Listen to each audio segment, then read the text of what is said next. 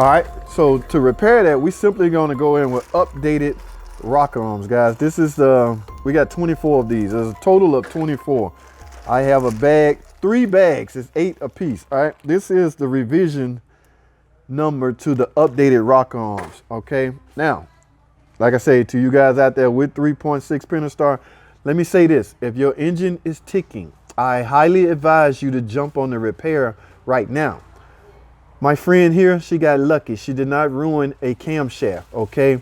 All we got to do on this particular vehicle is replace the rocker arms and some of the lifters. It depends. When we get it apart, we're gonna inspect them. But to you out there that's ticking and it's a slight soft tick, I advise you to get it done now, all right? If you need somebody to do it, we offer competitive prices. Give me a call. Listen in the comments section or send me a message. Whatever way you need to reach me, reach out to me. We can get this job done. And I guarantee you, we come with a competitive rate than any other shop out there. Okay. In fact, she have one of the best deals we was able to offer. We're running a special right now. So give us a call, depending on your vehicle. Now note, some of these Durangos come equipped with a Hemi.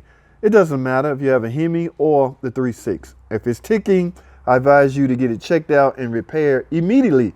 The Hemi the same way. If you got a lifter that's starting to tick, you might can save your camshaft by getting it repaired early.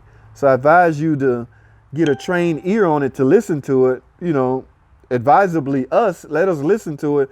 And we may have to tear it down to get a good visual inspection of the repairs that's needed. However, you will be in good hands and you will likely get diagnostic right the first time. All right, guys, so I'm gonna wrap this up. We got to finish this job. We got a lot of work to do, guys. Notice we're using the tools. We got the tools in place. There is a tool set you need to repair this. Don't just let anybody work on your 3.6 Pentastar, guys. If they're not familiar with this setup, you likely will get charged a higher rate because they're charging for insurance. They're charging for the unexpected, all right? There's no unexpected with us. We know everything about this vehicle. We've been trained and have repaired quite a few. So there's nothing unexpectedly would come up that we haven't seen already, is my point. All right. So you will be in good hands with Brothers Motors. Give us a call. I'll put the information in the bottom. Guys, I got to wrap this up. I will see y'all when we're done. I'll crank the camera back up when we're done, let y'all hear. I got footage of the earlier before ticking. You will hear it afterwards, and we'll go from there. That's all I have. Thanks for watching.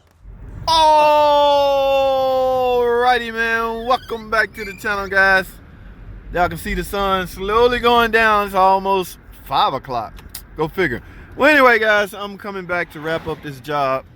I'm actually finna do the final checks and the final test drive, the final scans. I will drive this vehicle, make sure all the monitors run, make sure it will pass emission, make sure everything, make sure the whole 9 yards, make sure it is set to go.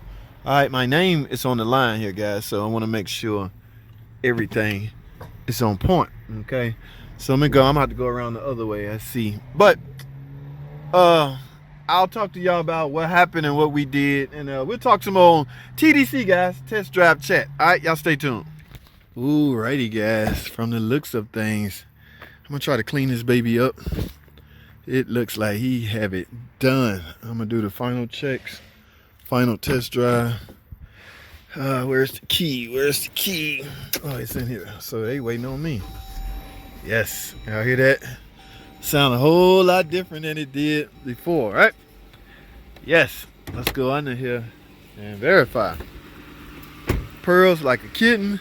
Oh, I'm gonna show y'all the rocker arm he found broke. Well, y'all know how broken rocker arm look, right? I was unable to show you because he hadn't pulled, and the cam was on the bad rocker, guys. Remember I told y'all, the JT field test will not work unless the cam lobe is off of the affected rocker arm. All right, that's the only way you're gonna feel that. You can't have anything pressing on that rocker arm, or the test will be misleading. This is a beauty, guys. All right. Yes, that ticking is gone. We got new oil. He did end up changing the oil. This is the one we did the trans service. We did a coolant flush. Fresh brand new coolant in there, guys. We drained and flushed out all the old coolant. Brake. Yes, we ended up doing the brake system service. Okay, and what else? We did trans service. Remember, there's no dipstick tube or dipstick. So everything is done underneath. We went in with a new pan. We got new fresh 8-9 speed Mopar transmission fluid. That's what made the estimate go up a little bit. It's really not much I can do, but I recommend, because it's a first service, I recommend we not disrupt the kind of transmission fluid used. Okay, this is 182,000 miles, and it's the first one. Y'all know it's kind of risky doing a transmission service if you've never done a transmission service after 100,000 miles. There's a whole bunch of horror stories out there on what could happen.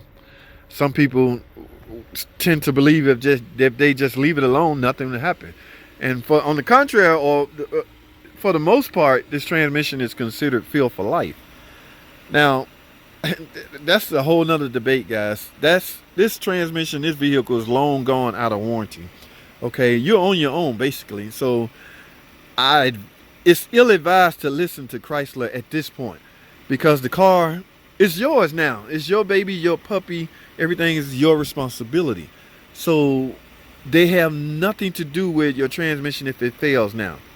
Okay, now I'm trying to refrain from saying what they really mean is good up until the warranty is out. But in so many words, that is the case. Now that you're out of warranty, it's up to you to maintain your transmission. So I highly advise you to service it. All right.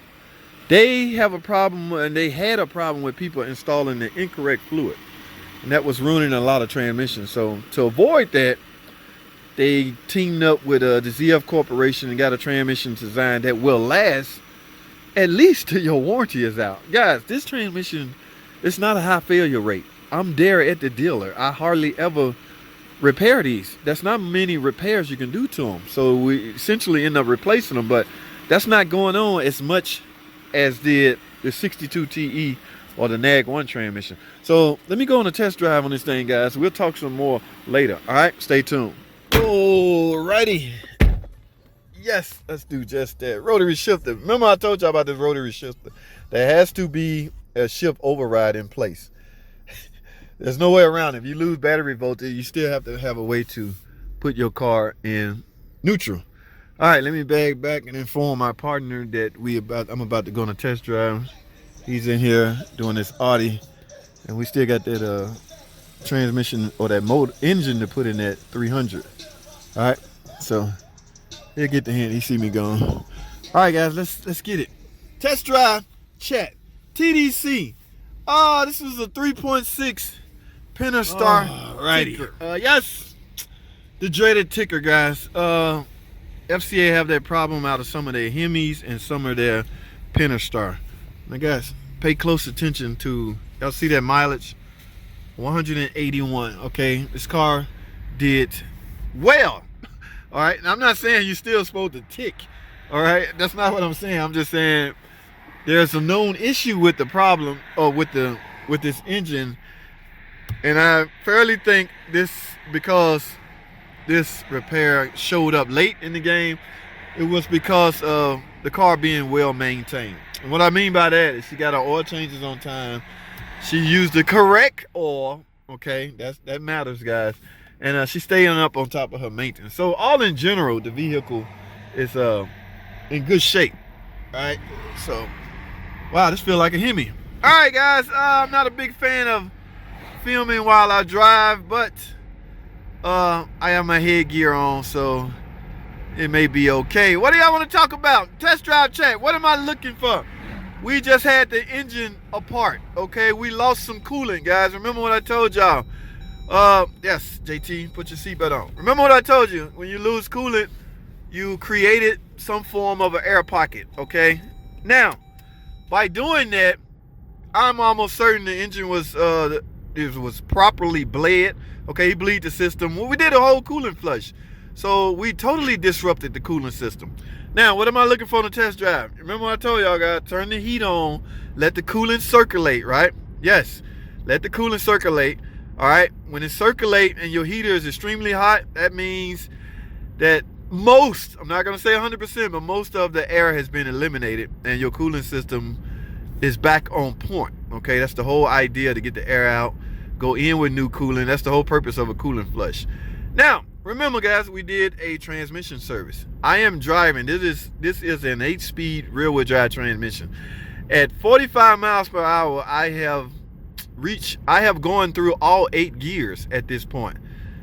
Okay, depending on the RPM, but yes, I want to say I've gone through all 8 gears, which means all 8 of those gears clutch packs have been filled. All right, yes. The weird way or the funny way with doing a service on these guys, you want to go in as you filling it up, you want to leave the car in the air and go through all the gears while you're in the air. I'm gonna direct you to a video right here to watch. Let me explain that a little in depth on that video, but the goal is to make sure the fluid go through all the gears so the transmission will be properly filled.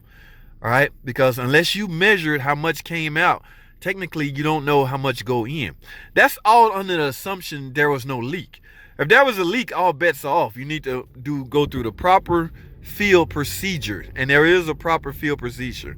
Okay, but if you're fortunate enough to measure how much fluid come out, somebody brought this to my attention on one of the videos. If you're doing an 8-speed service transmission, you know you're going to get a pan, right? Knowing that, and knowing the pan is obsolete at that point, you're no longer going to use it. He had the bright idea to why not just drill a hole in the pan and let the fluid drain out into an approved container.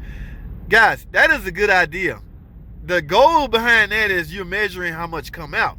So knowing that, you know to go in with that same amount. Now you're gonna have residual, so you know to add a little bit more.